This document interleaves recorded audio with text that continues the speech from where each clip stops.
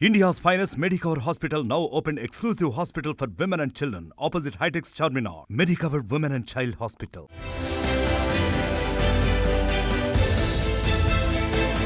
తెలంగాణలో టీచర్ ఉద్యోగాల భర్తీపై రేవంత్ రెడ్డి ప్రభుత్వం కసరత్తు చేస్తోంది. దీంతో టీచర్ ఉద్యోగాల కోసం ఎదురుచూస్తున్న యువతలో కొత్త ఆశలు చిగురిస్తున్నాయి. త్వరలోనే భారీగా టీచర్ ఉద్యోగాలను భర్తీ చేసే విధంగా ఏర్పాట్లు చేస్తున్నామని చెబుతున్నాయి ప్రభుత్వ వర్గాలు. మెగా డిఎస్సీగా పిలిచే ఈ భారీ రిక్రూట్మెంట్ చుట్టూ ఎన్నో ఆశలతో పాటు చిక్కులు, అనుమానాలు ఉన్నాయి.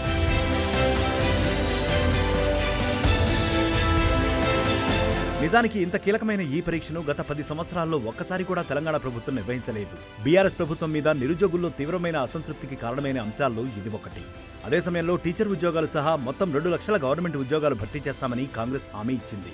ఆ క్రమంలోనే డిసెంబర్ 30వ తేదీన విద్యాశాఖపై సమీక్ష నిర్వహించిన ముఖ్యమంత్రి యనమల రేవంత్ రెడ్డి త్వరలో మెగా డిఎస్సీని నిర్వహించాలని అధికారులను ఆదేశించడంతో ఒక్కసారిగా ఈ అంశంపై చర్చ మొదలైంది. అంతేకాదు, బడిలేని ఊరు ఉండకూడదా అని రేవంత్ చేసిన వ్యాఖ్యలతో టీచర్ నియామకాల సంఖ్య ఇంకా పెరుగుతుందని అభ్యర్థుల్లో ఆశ మొదలైంది. గత డిఎస్సీకి తెలంగాణ నుంచి 1,72,000 మంది పోటీ పడ్డారు. ఈసారి ఆ సంఖ్య పెరిగే అవకాశం ఉంది.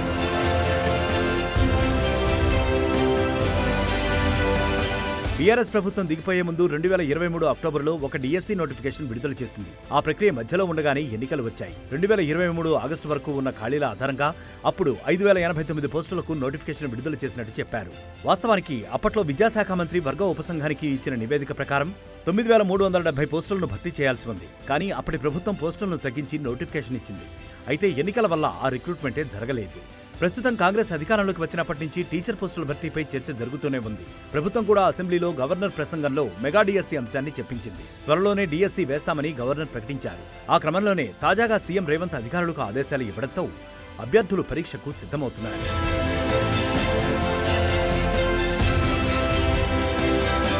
అయితే పోస్టులు ఎన్ని అనే దానిపై ఇంకా క్లారిటీ రాలేదు. బీఆర్ఎస్ ప్రభుత్వం 2022లో ఒక సందర్భంలో 13,000 ఖాళీలు భర్తీ చేస్తామని చెప్పింది. విద్యాశాఖ 9,000కు పైగా ఖాళీలు చెప్తే చివరకు 5,000 పైచిలుకు పోస్టులకు నోటిఫికేషన్ ఇచ్చారు. అయితే కాంగ్రెస్ ప్రభుత్వం 9,800 అంటే దాదాపుగా 10,000 ఉద్యోగాలు భర్తీ చేయనుందంటూ వార్తలు వస్తున్నాయి.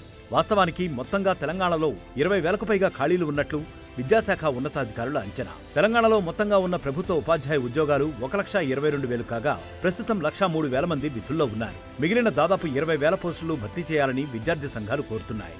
మెగా డిఎస్సీ విషయంలో ప్రభుత్వ ప్రకటనలు వేగంగా ఉన్నా వాస్తవంగా అంత వేగంగా రిక్రూట్మెంట్ అవుతుందా లేదా అన్నది పెద్ద ప్రశ్న. ఎందుకంటే టెట్, టీఆర్డీ పరీక్ష నిర్వహించిన తర్వాతే ఈ డిఎస్సీని పెట్టాలని కొందరు కోరుతున్నారు. అప్పుడు ఖాళీలు ఇంకా పెరుగుతాయని వారి వాదన. అంతేకాకుండా చాలా కాలంగా టీచర్ల ప్రమోషన్లు, ట్రాన్స్ఫర్లు పెండింగ్లో ఉన్నాయి. ఆ వ్యవహారం పూర్తయ్యాకే డిఎస్సీ పెట్టాలని, ప్రమోషన్ల సంగతి తేలిపోతే అప్పుడు రిక్రూట్మెంట్ సులువు అనేది మరొక వాదన.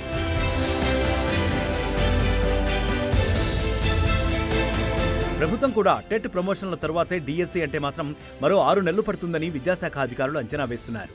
అంతేకాదు, న్యాయపరమైన చిక్కులతో పాటు లోక్సభ ఎన్నికలు కూడా ఈ ప్రక్రియకు అడ్డం కావచ్చనేది వారి అనుమానం. లోక్సభ ఎన్నికల షెడ్యూల్లోపు డిఎస్సీ పూర్తి చేయాలని మరికొందరు విద్యార్థులు కోరుకుంటున్నారు. వచ్చే జూన్లో కొత్త విద్యా సంవత్సరం మొదలవుతుంది.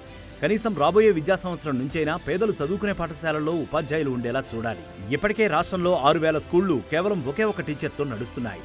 అలా కాకుండా మేలోపు ఈ భర్తీ పూర్తయితే కొత్త విద్యా సంవత్సరం నుంచి కొత్త ఉపాధ్యాయులతో విద్యార్థులకు ఉపయోగం ఉంటుందనేది అందరి అభిప్రాయం. అడ్డంకులు దాటి ప్రభుత్వం నియామక ప్రక్రియను అభ్యర్థులు ఆశించినట్లు పూర్తి చేయగలుగుతుందా అన్నది చూడాలి.